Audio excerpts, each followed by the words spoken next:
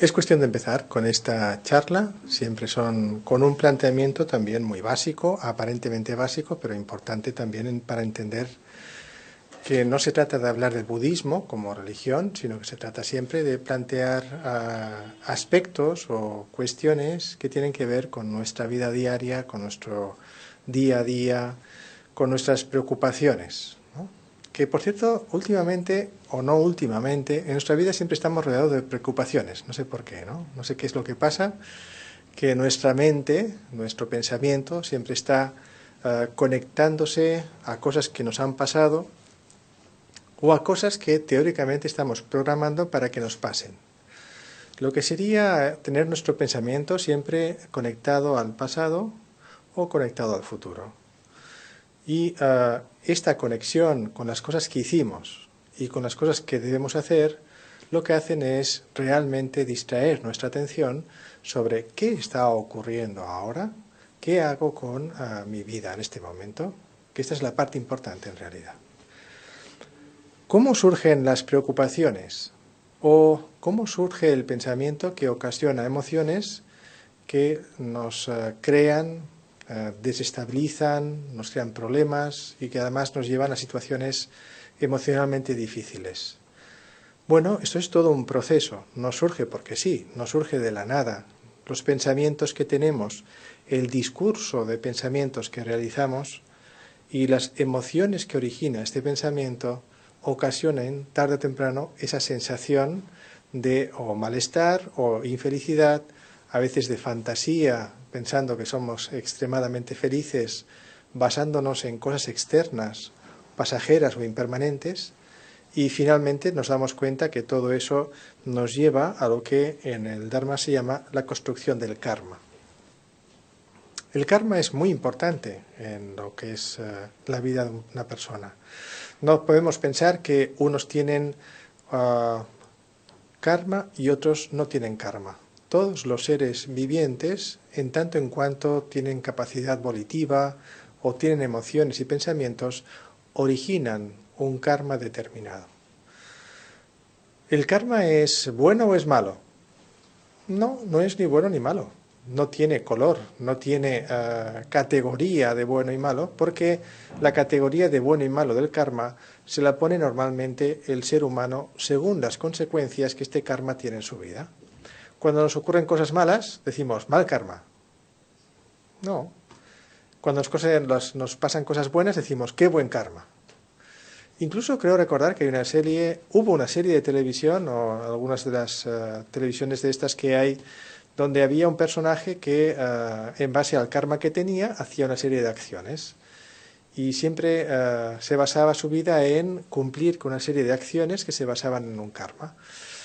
El tema del karma siempre ha sido muy manipulado, sobre todo no se ha entendido en profundidad y es un tema muy profundo que vale la pena realmente tener muy presente.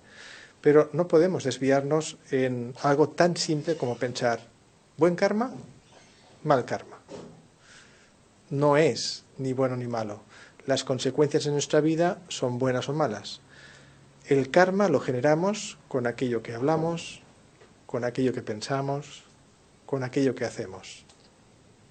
Y es muy sencillo de entender, es una especie de cadena de causa y efecto. ¿Qué es el karma entonces? Una cadena de causas y efectos.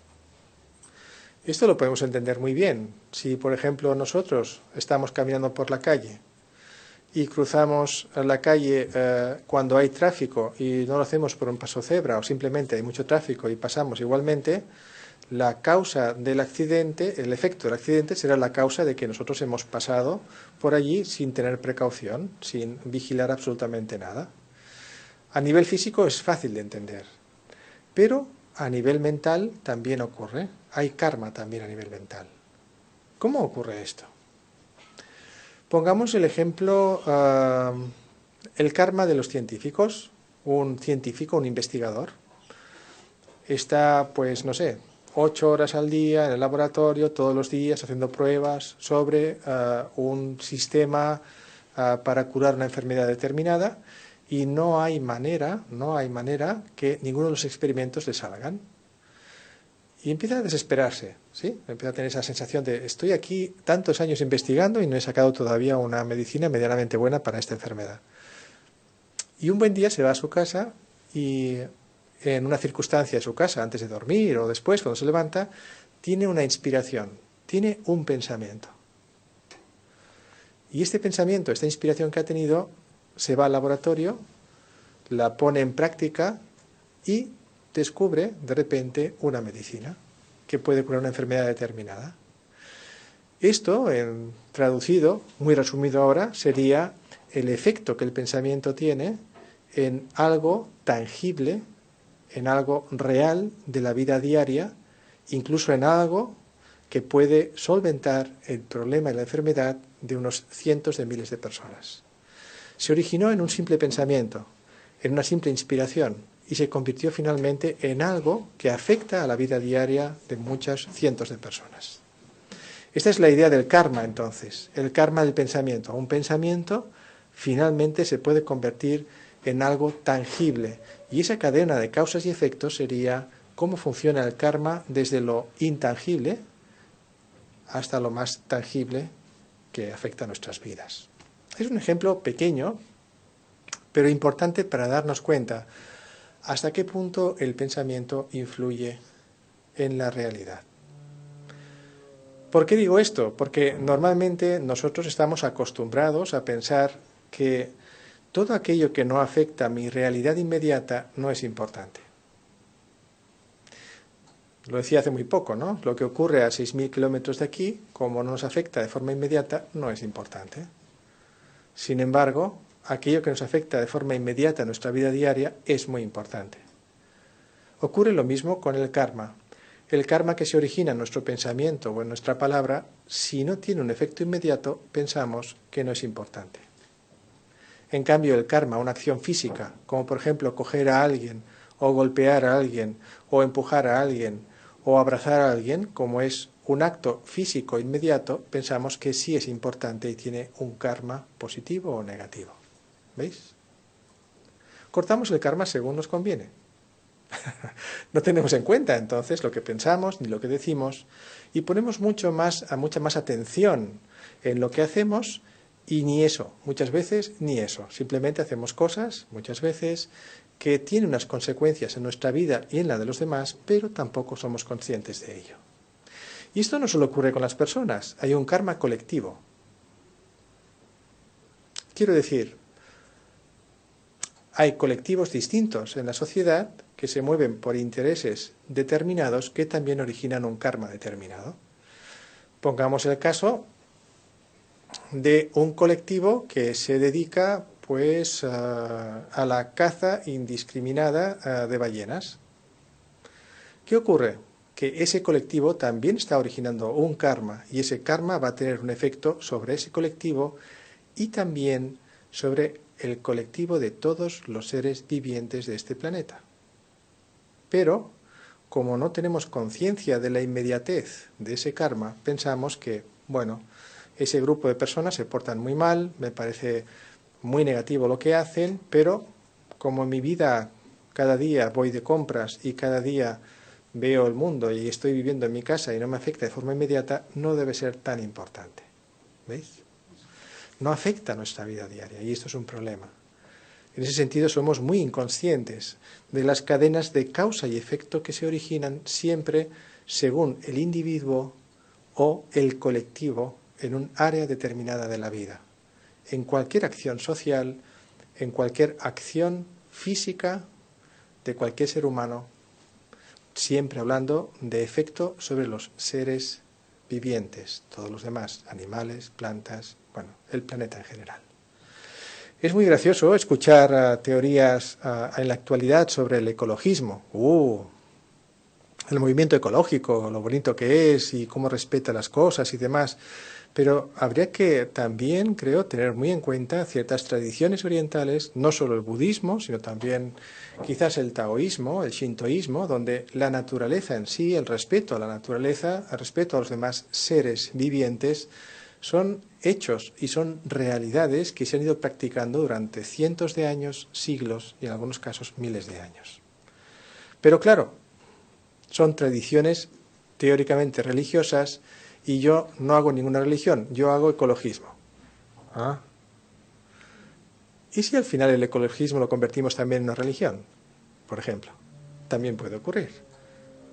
Finalmente somos practicantes de una idea sobre el ecologismo tan estricta en algunos casos que podemos incluso llegar a perjudicar más que a beneficiar en algunos casos, o convertir el ecologismo en una especie de bandera. Yo soy ecologista, no me interesa nada más. Y si tengo que luchar contra otros seres humanos y crear también algún tipo de perjuicio, lo voy a realizar. Extremismos. Igual que hay extremismos en las religiones, también hay extremismos en los movimientos sociales, en las ideologías. Y la idea es que todo extremismo acaba ocasionando emociones que perturban al ser humano, que perturban nuestra visión de quiénes somos y qué hacemos en el mundo. Y cuando digo todo extremismo, no me refiero ahora a que los extremismos sean malos. No estoy hablando de esto. No estoy diciendo que el que es extremo sea siempre malo o negativo. Hablo de los extremismos que van en contra de la vida misma, de uno mismo o de los demás. Me refiero a este tipo de extremismo. Podemos encontrarnos algún tipo de emoción extrema, extraordinaria felicidad. Bueno, si te hace feliz a ti y a los demás, no pasa nada, está bien. Pero si tu extrema felicidad te hace infeliz a ti o a los demás, ahí puede que haya un problema. Y esto también hay que tenerlo en cuenta. La cadena de causas y efectos que siempre están condicionando nuestra forma de pensar, de sentir y de vivir. Toda nuestra vida está condicionada por el karma. ¿Significa entonces que somos libres o estamos determinados por el karma? Típica pregunta. ¿Libre albedrío o determinismo? ¿Cuál de los dos? ¿Quién tiene razón? ¿Hacemos un debate? ¡Uah! Esto es un sofisma. No existe realmente una especie de incongruencia entre determinismo y libre albedrío. El karma, por ejemplo, determina todos aquellos efectos que hemos sembrado con las causas. Hay una parte de nuestro tiempo de vida que está determinado por el karma que hemos construido, pero tenemos la libertad en el presente de elegir la consecuencia kármica del futuro. Por lo tanto, el libre albedrío también se origina en el presente. Y de ahí la importancia de tener muy presente el presente. Porque teniendo el pensamiento puesto en el pasado y en el futuro, no vamos a hacer demasiado. Claro, alguien puede pensar, bueno, si no lo tengo en el futuro, ¿cómo puedo planificar mi vida? Hombre, eso es un extremo. Podemos tener una planificación de lo que nos gustaría hacer en la vida, pero no estar todos los días repasando lo que deberíamos hacer, dejando de hacer lo que tenemos que hacer en el hoy. Esa es la cuestión. Igual en el pasado. El pasado sí que puede ser útil. El pasado puede ser útil en el momento en el que nos sirve para aprender algún tipo de aspecto, lección o situación que nos da una experiencia que podemos aplicar algo de esa experiencia en nuestra vida. Pero cuando el pasado se convierte en aquel objeto en el cual uno se regodea pensando en lo que debería haber hecho, o con lo que debería haber dicho, o cómo tendría que haber actuado, al final ese pasado se convierte en una distracción, sin ningún fundamento real y sin ningún provecho real en el presente. Así entonces el pasado está bien, solo para aprender de lo que nos ha ocurrido, bueno o malo. Solo en eso, no para quedarnos allá. El futuro está bien, al menos para saber, en general, hacia dónde queremos ir. Pero, finalmente, ¿qué importa? Que construyamos en el presente la causa kármica que nos lleve al futuro al cual aspiramos. Y para eso, entonces, tenemos muy, muy presente el pensamiento, la palabra y la acción. 3 aspectos: cuerpo, palabra y mente. 3 aspectos. Todo pensamiento puede, en cierto modo, condicionar lo que hablamos. Lo que hablamos condiciona lo que hacemos. Lo que hacemos condiciona lo que hablamos y, finalmente, lo que hablamos, lo que pensamos. Imaginad. el poder de la palabra, ¿no? Estáis tranquilas, estamos tranquilos, no pasa nada. Buen día, aparece alguien por allá y dice algo muy bueno. Y entonces de repente uno se queda así, oh, por dentro, no dice demasiado, pero se queda diciendo, bueno, está bien, ¿no? Qué guapa soy, qué guapo soy, qué bien, qué inteligente, qué tal, qué cual. Y nuestras emociones cambian por la palabra de una persona que ha entrado y nos ha dicho algo. Esa misma persona, al cabo de 5 minutos, cambia y nos dice algo muy malo. ¿Qué ocurre con nuestras emociones? De repente se revuelven, nos lo creemos, creemos que lo que nos ha dicho es ¿por qué nos dice esto? Y toda nuestra emotividad baja. Antes estábamos arriba, luego de repente estábamos abajo. Y eso con palabras, solo con palabras. Imaginemos, esta persona, en el fondo, no habla nuestro idioma. Pongamos que habla sánscrito. Y no tenemos ni idea del sánscrito. Y esa persona emite un palabrejo que suena muy duro, muy fuerte. No se me ocurre ahora, no conozco ninguno tan duro ni fuerte, pero lo escuchamos y nos impresiona y pensamos que nos ha dicho algo malo. Y nuestra emoción inmediatamente también cambia, se vuelve o se rebota o se enfada o dice, ¿qué me habrá dicho? Esa persona en el fondo está diciendo, qué maravillosa, qué maravilloso eres. Lo que él dice y el sentido de lo que dice, aunque no lo entendamos, condiciona también nuestra emoción y nuestra emoción también cambia. Y diréis, bueno, eso puede ser por el tono, por cómo lo ha dicho, por el aspecto, lo que queráis. Pero finalmente, incluso sin entender una palabra, esa misma forma de expresión de la persona condiciona nuestra emoción. Es terrible entonces. Porque estamos en un mar de palabras, ¿no? Cada día. ¿Cuántas cosas nos dicen buenas a lo largo del día? Yo, muchas. Y malas, muchas más. Bueno, entonces, ¿qué? ¿Cómo estamos? Navegando, como un barco a la deriva. Ahora me dicen cosas buenas, estoy flotando. Me dicen cosas malas, me estoy hundiendo.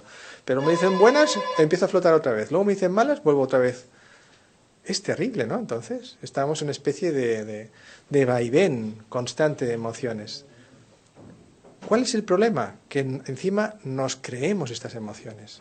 Nos creemos las palabras de las personas y nos creemos también las emociones que originan esas palabras. Y finalmente, todo eso nos lleva a un estado emocional muy raro. Estamos siempre flotando de arriba a abajo, moviéndonos de arriba a abajo. Llega al final del día y pensamos, estoy cansado, estoy cansada. Hombre, no me extraña, ¿no? Llevas todo el día yendo de arriba a abajo, subiendo y bajando, moviendo emociones, y todo esto sin conocer el sentido profundo y cómo la ley del karma está actuando constantemente en estas emociones que tú originas o que otros han originado. ¿Podríamos dejar de originar tanto karma y respirar un poquito? Sí, claro. ¿Y cómo hacemos esto? Bueno, un método, el método que propone el Dharma, es meditando. Podemos meditar, por ejemplo. La meditación como un sistema, una especie de oasis, donde podemos entrar tranquilamente, estar allí y relajarnos en este oasis. La meditación te conecta con el presente, te pone atención en el presente. La meditación te dice, deja de pensar en el futuro, lo que tienes que hacer, deja de pensar en el pasado, lo que hiciste, y céntrate ahora en qué. Por ejemplo, la meditación te dice que te centres en la respiración. ¿Por qué dice que te centres en la respiración? Porque al final lo que busca la meditación es que seas capaz de escucharte. ¿Cuántas veces nos hemos escuchado hoy, por ejemplo? Pocas, ¿no? ¿Cuántas veces hemos escuchado a los demás hoy? Mogollón, muchísimo. ¿Cuántas veces hemos atendido lo que los demás nos decían? Pocas, muy pocas. ¿Cuántas veces hemos hecho ver que escuchábamos? Muchas. ¿Pero realmente escuchábamos lo que decían? No. ¿Estábamos con qué? Con nuestro Pensamiento discursivo. ¿Nunca habéis visto? Una vez me encontré con dos personas que estaban las dos hablando, pero era muy curioso porque una de ellas estaba empezando a hablar y la otra miraba atentamente, estaba así, ¿no? Estaba haciendo así, como diciendo, sí, sí, sí, sí, sí, sí, sí, sí, sí, sí. Y el otro, venga a hablar, venga a hablar, venga a hablar, venga a hablar, y el otro, sí, sí, sí, sí, sí, sí. Entonces acabó de hablar esa persona y la persona que escuchaba empezó a hablar también. Supuestamente tenía que contestar a lo que dijo el otro, pero no contestaba nada de lo que dijo el otro. Simplemente empezaba a hablar todo lo que él estaba pensando mientras el otro hablaba. Claro, el otro que estaba hablando se dio cuenta que el que le contestaba tampoco decía nada de lo que éste había preguntado, pero sí que hacía esto. Ajá, sí, sí, sí, sí, sí, sí, sí, sí, sí, sí, sí, sí, sí, sí, claro, claro, claro que sí.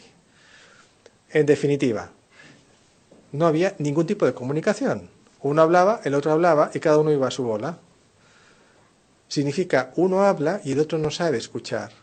Uno habla y el otro no sabe escuchar. Nos falta aprender a escuchar en realidad. En muchas conversaciones, en muchas cosas. Nos falta poner atención, no solo en el lenguaje hablado, también en la gestualidad corporal, ¿no? Podemos ver a alguien que está poniendo cara de sí, sí, sí, sí, sí, sí, pero tú estás viendo que no, no, no, no, no, no me estás escuchando nada. A veces no nos damos cuenta. Bueno, hasta que pasan 5 minutos hablando, 10 minutos o más, y ya entonces se nota que el que dice sí, sí, ya no dice sí, o está callado, o no responde. Nos falta esta comunicación, primero, saber hablar, saber escuchar, y también intentar comprender el punto de vista de la otra persona. ¿Por qué no conseguimos comunicarnos? ¿Por qué no conseguimos comprender el punto de vista de la otra persona muchas veces? Muchas veces nos ocurre esto porque estamos tan egocéntricamente concentrados en el yo, en mí, en lo que a mí me interesa, en lo que yo quiero, en lo que yo quiero decirte a ti, en la razón que yo tengo, que todo eso no permite ni comunicarse ni escuchar nada. Así, en cierto modo, si aprendiéramos con la meditación a escuchar, aprenderíamos también un concepto importante. Escuchar es alejarse de uno mismo, del sentido de uno mismo. Meditar es dejar de ser egocéntrico. Meditar es dejar de escucharse a uno mismo para poder mirar profundamente quién es, en esencia, uno mismo. Así, la meditación entonces es un medio para poder, en base a este autoconocimiento, despertar la capacidad de comunicarse y de abrirse también a los demás. Fijaos, qué curioso. Lástima, la meditación entonces no es un sistema exótico, raro, donde empiezas a levitar. No, no es eso, todavía.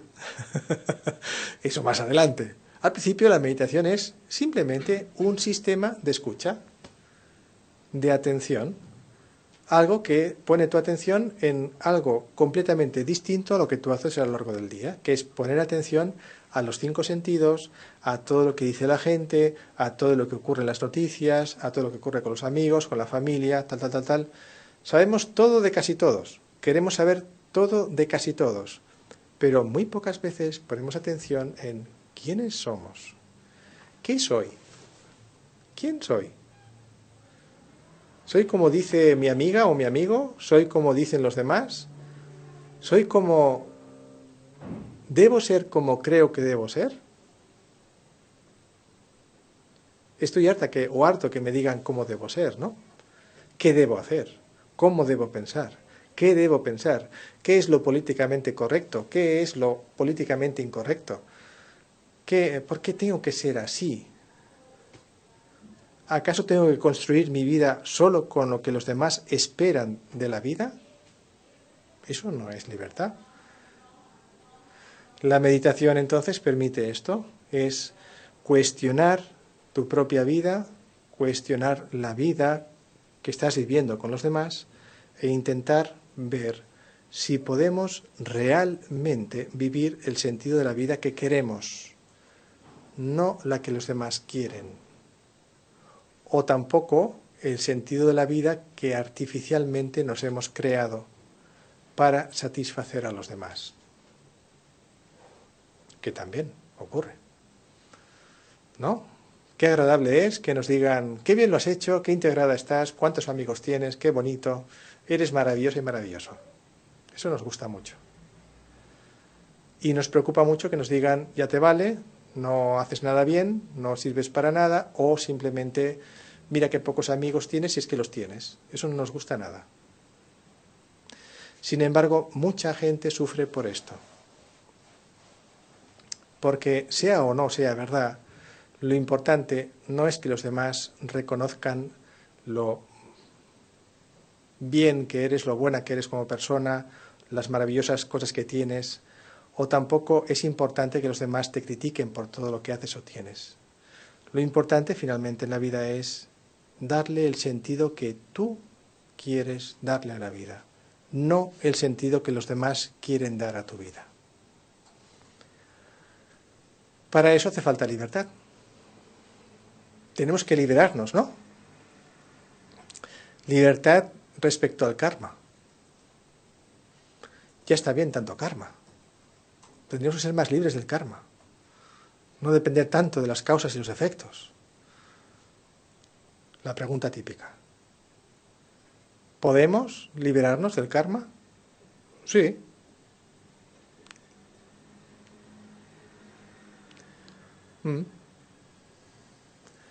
¿Nos podemos liberar completamente? Sí.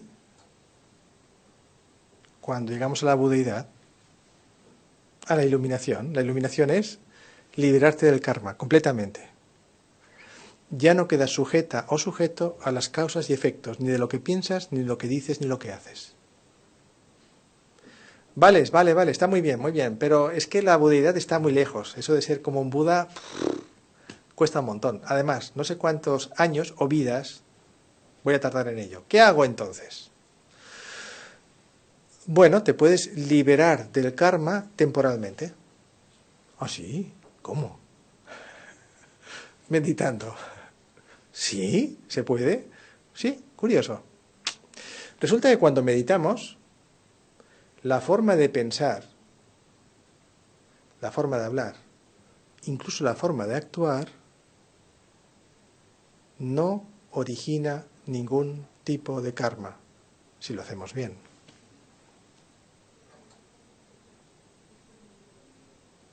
Es que antes se decía que el pensamiento origina karma. No exactamente. La forma de pensar convencional, el pensamiento discursivo, origina karma. El pensamiento discursivo depende de la identidad. La identidad utiliza la consciencia. La consciencia utiliza el pensamiento discursivo. Pero puede existir consciencia sin pensamiento discursivo.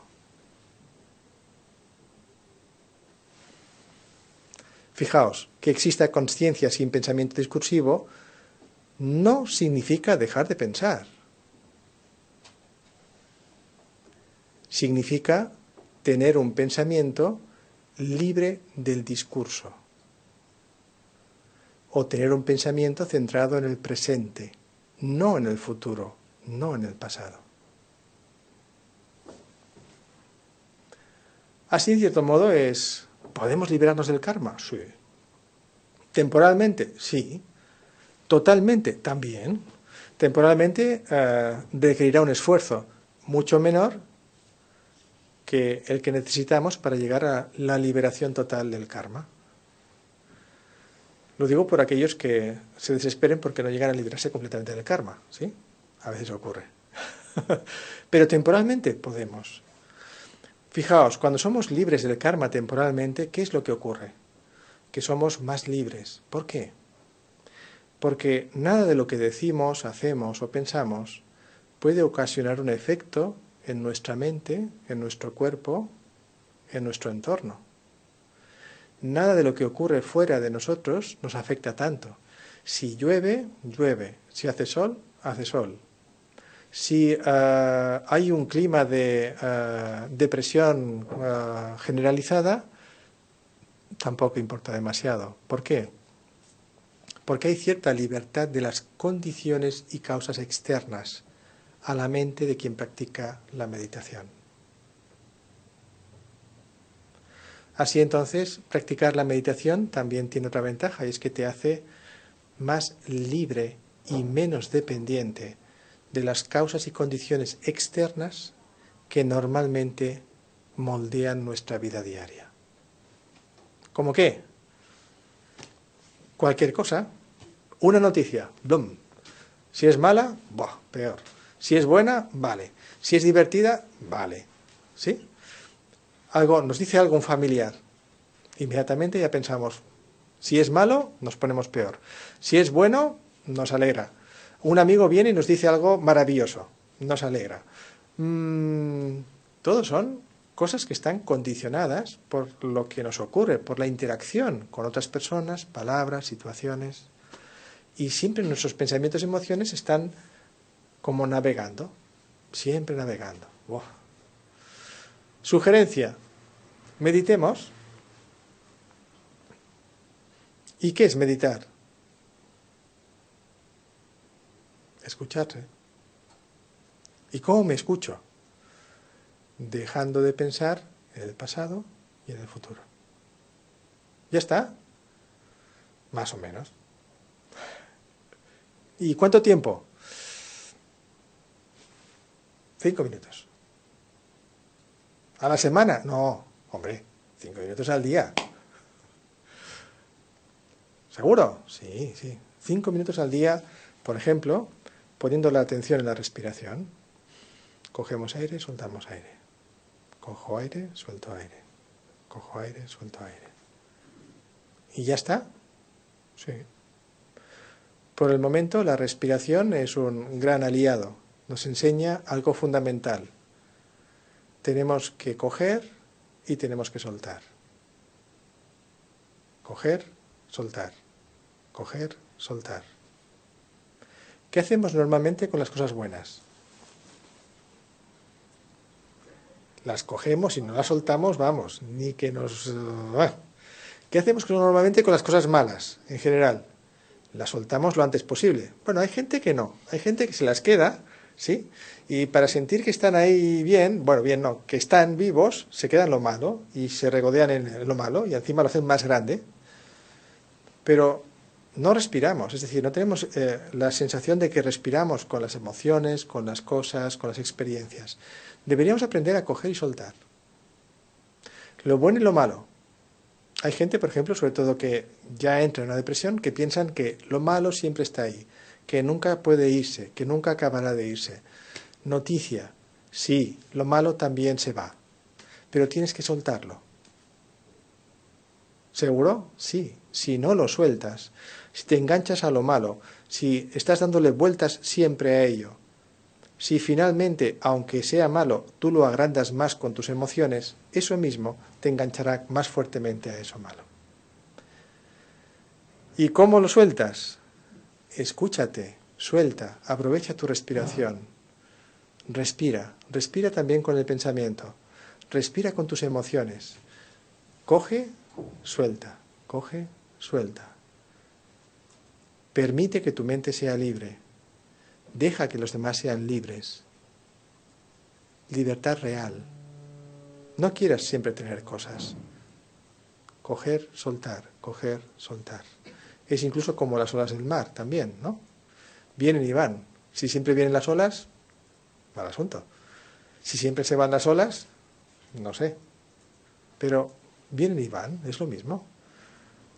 Aprender a coger y soltar, respirar.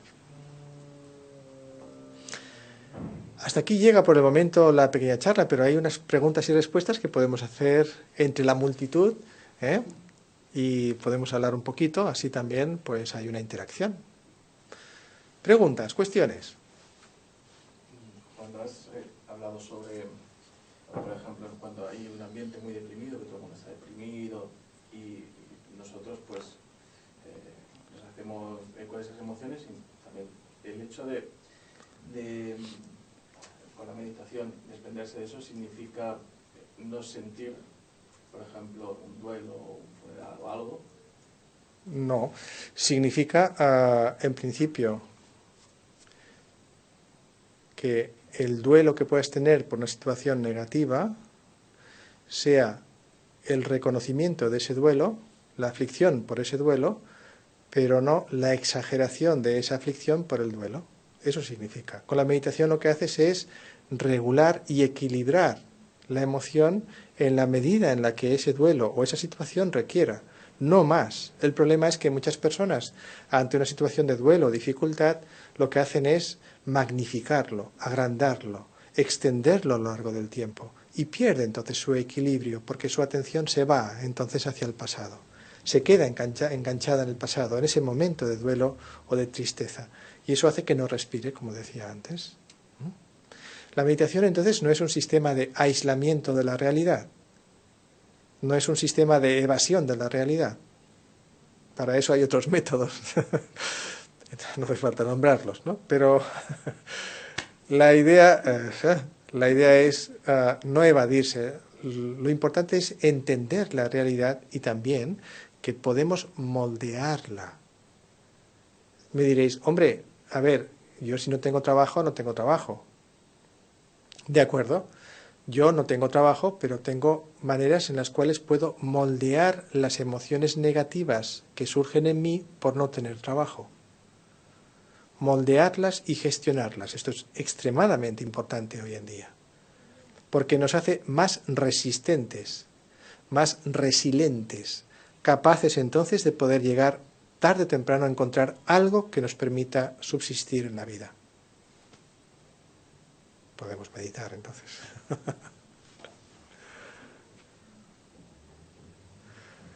¿Alguna pregunta? ¿Alguna? ¿Sí? Hay por aquí. Pregunta Ignacio, ¿las emociones satisfactorias nos desvían de nuestro crecimiento espiritual? No. Por ejemplo, podemos tener emociones satisfactorias que no nos desvíen de nuestro camino espiritual. ¿Cómo conseguimos que una emoción satisfactoria no nos desvíe? Sencillo. Cuando sentimos la emoción satisfactoria, intentemos no retenerla. Si queremos retener la emoción satisfactoria, creamos apego, y el apego entonces crea un problema en nuestra mente. Y entonces el mismo apego bloquea también nuestro camino espiritual. Por lo tanto, una emoción satisfactoria es naturalmente buena y positiva siempre y cuando no genere el apego que nos lleva a querer mantenerla. El problema entonces no son las emociones. El problema es que queremos cogerlas y mantenerlas. ¿Qué ocurre si cogemos siempre la respiración? ¿Qué ocurre? ¡Bum! Explotamos. Eso entonces eliminaría, si siempre cogiéramos aire, moriríamos, ¿no? Bien, cuando hacemos con una emoción positiva o una emoción satisfactoria, cuando la queremos solo retener y no perderla, poco a poco es como coger aire. Llega un momento en el que sí perjudica a nuestro desarrollo espiritual.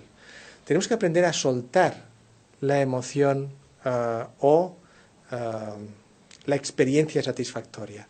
La tenemos, la aceptamos y la soltamos. Esa es la libertad. Con eso, nuestro camino espiritual no se va a ver perturbado.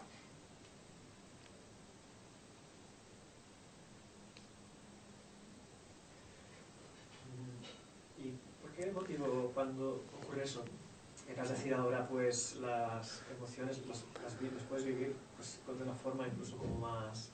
Bueno, en realidad como las puedes percibir de una forma más bonita, más grande, ¿no? Incluso al no haber tanto ese aferro. Digamos. El aferro, el apego.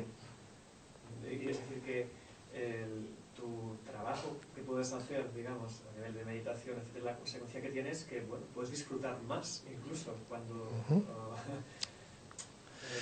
De las emociones. Antes comentaba, hace muy poquito, que hay personas que piensan que la meditación o la práctica del budismo es la eliminación de las emociones. Eso es un grave error, no es así.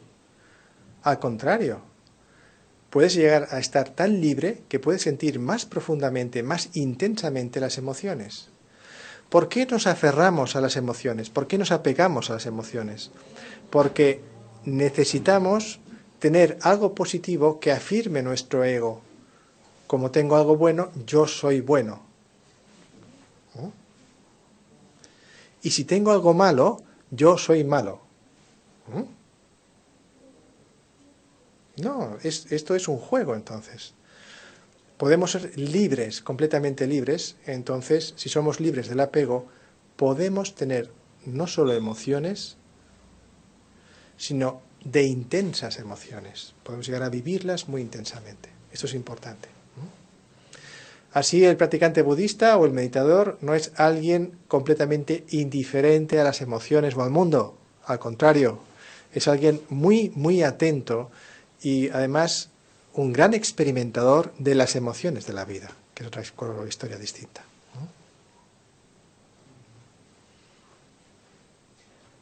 Una pregunta, no sé si es que has usado la palabra, y si no, no pasa nada, pregunta a un chico, ¿qué son los agregados?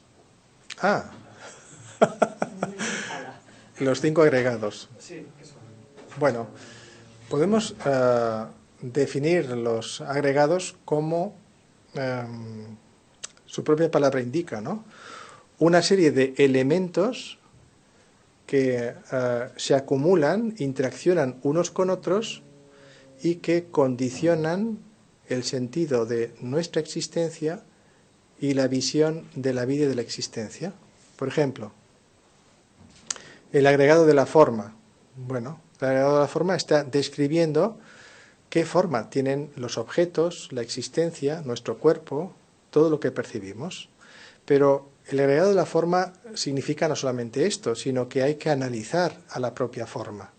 Si nosotros analizamos, por ejemplo, la materia, veremos que los cuerpos humanos, el suelo, las paredes y todo lo que nos rodea, todo esto está formado por moléculas, por partículas, por átomos, por toda una serie de elementos atómicos, detrás de los cuales, si seguimos profundizando, no encontramos el final.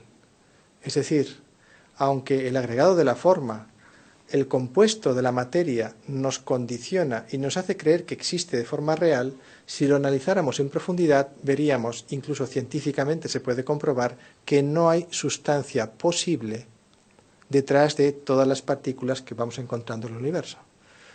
No voy a entrar en el tema de la física cuántica, pero por supuesto ahí hay una descripción de la realidad, ¿no? ¿Qué hay detrás de la materia? No podemos decir nada.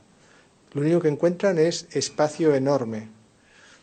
En muchos casos pensamos, por ejemplo, que según el agregado de la forma sentimos que dos objetos se tocan. Pero si lo viéramos desde un punto de vista de la física, nos dirían que se tocan dos vibraciones distintas energéticas, pero que no hay un contacto real entre dos objetos. A nosotros eso no nos interesa en absoluto. Simplemente pensamos que cogemos un objeto y que lo tocamos. Como produce satisfacción a través de los sentidos, del tacto, pensamos que está ahí. Así, los 5 agregados se basan en una descripción de un cúmulo de factores que originan nuestra interpretación desviada o deformada tanto de la realidad, de la vida, como de uno mismo, básicamente. Okay, gracias. Bueno, es que si no, claro, tiene un terror inmenso, entonces que yo no existo, ¿no? Lo que tú decías. Claro, claro. No, no podemos negar que no existas, si no, no estarías vivo, o yo tampoco, ¿no? Quiero decir, si no toco, si no percibo, como que el contacto este que tú comentabas ahora, ¿no? Uh-huh. Por ejemplo, ¿no? Como es que es una afirmación de que estoy, ¿no? Porque si no, parece que, o sea, entonces podría surgir una duda, es que esto que acabas de decir ahora, planteármelo, pues es como, ¿para qué no ni hablar, no? No, esta es la consecuencia de vivir según nuestra educación y nuestros conceptos, aferrados a la idea de que el tacto es la confirmación de mi existencia. Preferimos pensar que el tacto, como toco las cosas, existo. Puedo cuestionarlo, claro. Te enseñan eso de pequeño, claro. Hay un patrón en el cual tú te mueves. Si yo estoy pensando siempre que si tengo el tacto, existo, el día que no tenga tacto, dejo de existir. Gran cuestión.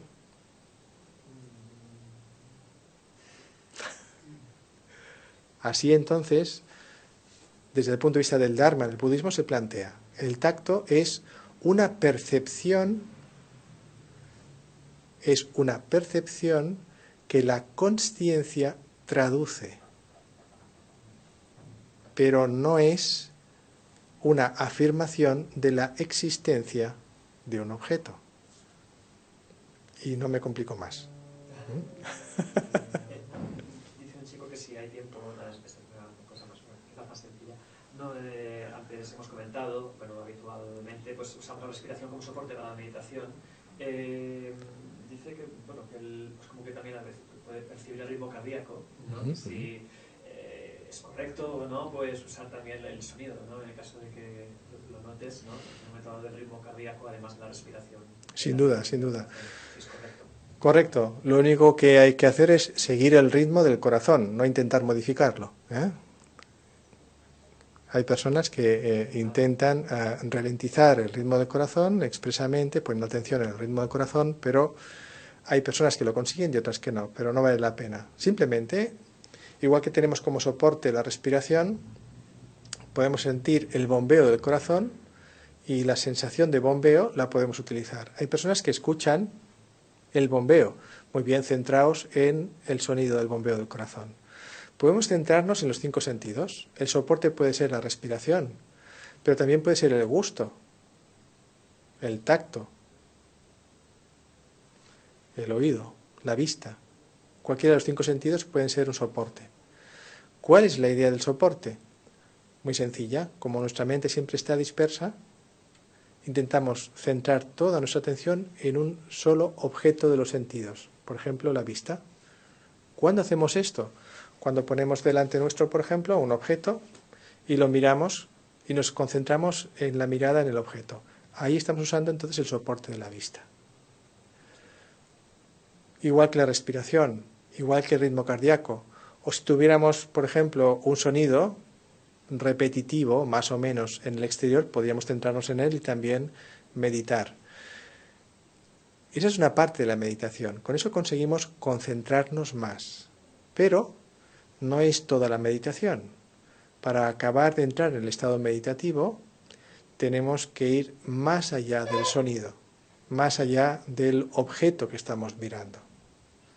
Quiero decir, tenemos que intentar que no exista esta distancia entre el sujeto y el objeto. Cuando no existe esta distancia, no se divide, ahí empezamos entonces a entrar en la parte final de la meditación. Es muy interesante. Empezamos a tener cierta calma mental natural, no forzada. En fin, llegamos al final de esta charla de hoy y como puede que haya más preguntas, pero no tenemos mucho tiempo, pues lo dejamos aquí y en todo caso dedicamos el mérito. Es cuando se suele hablar del Dharma, del Buda o de los principios del Dharma, se dice que siempre generamos un mérito muy especial.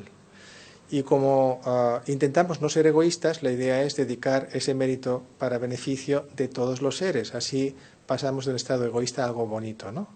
Así, de corazón, ojalá todo lo que hayamos vivido, escuchado, aprendido o podamos practicar sea para beneficio de todos los seres. Es un deseo. Un minuto nada más.